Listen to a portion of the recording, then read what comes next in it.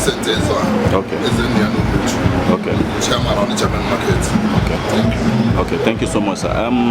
One of the major reasons I just talk about Maka bill and a propose na Anambra House of Assembly ka regulate a boy. Only they propose the bill recognizing the two parties involved and they affected. Then when situation I got another or affected one boy, when situation I got another or below affected. So as I get advice, I get advice in the lawmakers about this bill. Go where they like help one day at the end of the day.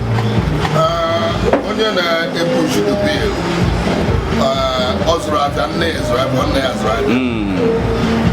Because men market time who train good, a lot of them. Yeah. So out of experience, Ombre, Naga, Navia, would you push the bill? Okay. That got on the making as about time to be Mano is the right bill. Okay. To be upheld. One.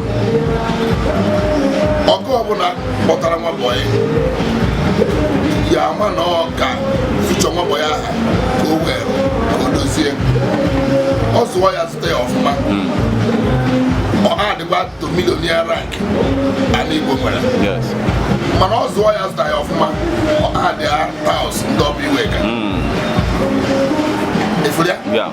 So nya patara organic na me market I dey go na chairman secretary meeting eba igbota nwa boy the show na ezuru ofuma nye training ka nwa ye mara otu ahi se azu nwa so do azu nwa boy igbota. Yeah. Because authority chi na eburu good citizen also develop the society. Yeah. Because onye ọ na Chineke ke n'ụwa anụwa mere ihe o ji wee ke ya mana ị ga ebe da by the wrong side ọ bụrụ problem nye the society. Ada ọkwana ka gọvanọ anyị na eme na Anambra tata wee na-ata afọ na-ata ka ọ dị sọ na o mekwa Anambra ka Anambra dịkwa mma ọzọ. Change na afịa arụ mana change ahụ anyị emene because ndị nke o gosiri anyị egosi onye ọmụmụ na-afụgo uru ya ọ ya kpatara onye ọrụ ya wụrụ ya aka na mme market niile emere onye ọzọ anyị ji a na-abụrụ sọbido because ihe ọbụla o kwuru ọ na-eme ya kpatara anyị nwa n'ebe a caretaker committee chairman of mme market mụa being the chairman or the leader we are here representing the governor. And I remember the chairman said the man and they are representing the government of Anambra State and the society because all have an control the society. Momo boy diano and dog diano. Okay. So dogga with advantage na akpota umaka so hofuma. One or you build dogga, build the economy orga, build the family orga. But after everything, orga goes here. Orga goes here what a clear member of or glory come. Get the organic Chineke on the because society onye ọrụ jide ụmụ na wezu aka ilo na-asị ana mana few jide majority abụ poor people oya na-ebute ori here and there oya na-ese n'ugwu Hausa tata poverty line n'ugwu Hausa dị almost 85 so much 15 ejire ego mana ala Igbo poverty line dị ebe a na mụrụ 9% because enwere ezinụlọ ịbara gaghị egote milionia na ya milionia aha bụ onye egbu mkpa dị arịa nụ ruo mkpa ụmụnne ya ruo mkpa nne na nna ya ọ ya ka o rije ebelata because onye ọ na-enwe competitive spirit. So the person they propose the bill, they only propose can wear certificates. Can any certificate to onye ọbụla gbasa boy. So kedu ka ga-esi insert as a curriculum into Igba boy in order to ensure that because ekwube kwa okwu certificate then theoretical aspect of the business ga-adịkwuzi involved. No ya but nke ka esi maji afa na abụ. Ọ bụ na apasa the bill. Certificate anyị na-enye certificate na boy enye. Okay. Certificate anyị na-enye boy nwatakịrị ọma weturu obi serve oga 5-6 years. That day again I got the behind on I did the college certificate here. Okay. All that they call that graduate in a boy or blogger. Okay. So I didn't have certificate in it. So government to prove work that or by law. Now Oga Kodo no ya a day to my boy na December. Or a write up. Or debt to government? Yes. You have to the union. Okay. What boy has you got that? Okay. The union, what boy has no boyfriend. You don't know boyfriend or what your man I need to go here. December. Ogaha, we company of school matakere hakoro. Like Otu Anokitamu and Northern Resources Nigeria Limited. What boy of na parents here, all graduation can graduate that day. All from obviously the money and the question aka was my boy up to graduate. Okay. Okay, going to Jelly. All from If they are just like last time for my mother. Most of 18 years ago, my mother was born in grade 2, out of joy. Doing the South of Mother boy. Are you getting me? Yeah. So it's still of joy. Okay. So, ane kuku bastalo 1-2 skills. The governor initiative of the governor 1 man 2 skills.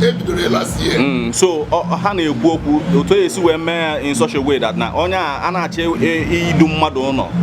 Oga akọwalo government na ego ni nchole enya. Government achoze ka ha ga-esi we compliment kwazi ego ahụ ọganyele ya in order to imezi onya akonya azunwa afia zusie ike. Ma obulu na nya anya sia recommendation kọwa level onya alugo. Government tizi ego enwe more to if onya nwe ike achieve. So keke esi miasa. Eme ATM ka before you do nwatakịrị.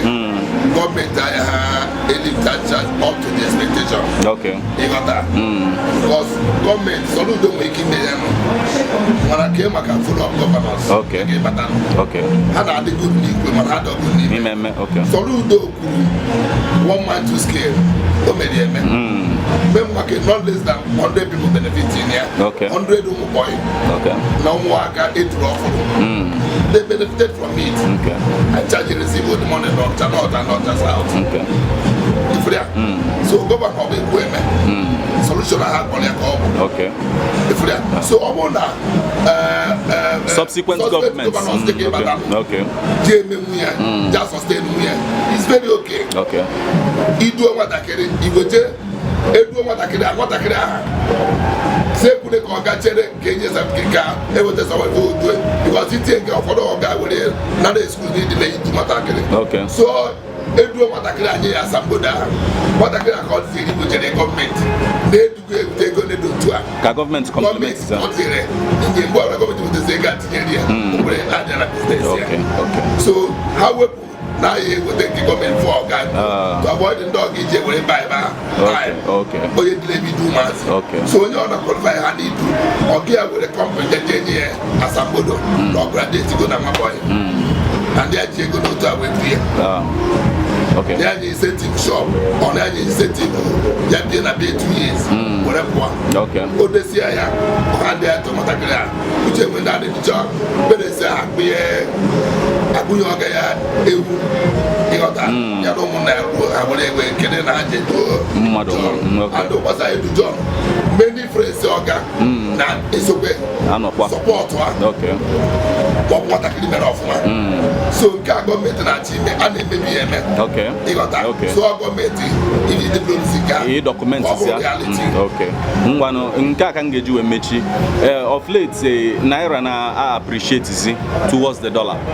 But most people now complain about the price of commodities still. Now, I put the effect of that appreciation, towards the market. Kedum woge abuoluo ebido for that kind of effect in the market, sir. My business, yes, I put a dollar 1,800 and 1,500 and import. Okay. Most of the I hate Chadiga go Kadona, Osama Batago. I need the Nayakitan on Aya, Baya, and I go to 1,000 something. Okay. So Kakita Nada. Oh, you go 3 months. So I go to Nachi. Okay. The make you Bubata. Okay. Or it sustain the dropping. Government here, okay. Obro no that this week. Okay. The man all that go to the Ketan. Okay. Or government sustain the price of the dollar. On all 3-4 years, you iwere na plan the business ije igo this ịma na ọkwụ na 400 naira n'aka ịma na onye ọcha na-elesighị ya nke a nke itinye ego ejikwa ya ọnọzie 500 na mbatara mere 550 but then sustainable adị nle 550 nwere kwa egote nkwe dọla a wee jetụ ahịa ga-enupụtalụ ọba ịkwada na equity mana ọ bụrụ na ọ bụ ego tata ngote chip taa nruzie na-ele ahịa m na-ego edego njeze ka m bute ahịa dọla adịghị abụzie n'elu ọjị lost all ihe traders mere experience n'ọgba so I lose a lot of money market na-eruji ya ruo na ibi na ọ bụrụ na e nwere ka gọọmenti akpọtara ya sị enyemaka I deserve ya because a lot of capital ndị mmadụ drop ndị na-egogbu $30,000 aje ebuku abịa enwe onye gote mụsiri dem n'ọgba ịghọta so igozie ya onye ịnọsọ ịghọkwa ọya bụ abịa nga n'ọrụ ọya bụ ọdịsị ọkụrụ gbada dị na ya sistem today mana anyị na-ayọ chukwu otu ọ na-ebe ya bere onye isi and ka sustain ka ọ nọta aka. Thank you so much, sir, for speaking with us.